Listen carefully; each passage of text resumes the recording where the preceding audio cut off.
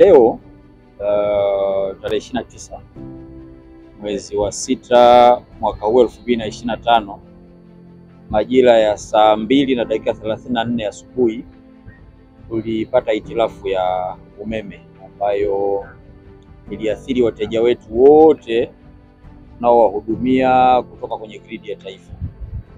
Na kuanzia saa 4:16 polepole umeme ulianza kurejea kwa baadhi ya maeneo, lakini kufikia saa 6:30 maeneo yote ambayo tunayahudumia umeme umerejea. Kwa hiyo tunaomba sana radhi wateja wetu kwa kilichotokea.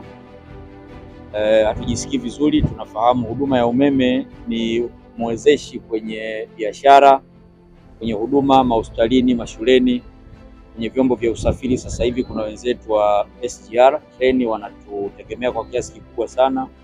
Kwa tunaomba radhi sana wateja wetu wote kwa kilichotokea, kilikuwa nje ya uwezo wetu.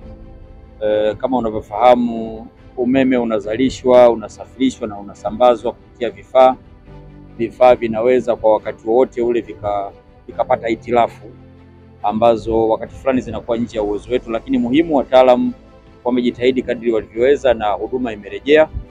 Kila jambo linapotokea linasababisha pia funzo. Kwa hiyo kupitia jambo hili bado tunafanya tathmini ya kujielekeza vizuri ili changamoto kama hizi zinapotoka tuweze kuwa na namna mbadala kama zipo za kuweza kureact mapema ili kupunguza muda wa umeme kukosekana kwa wateja wetu.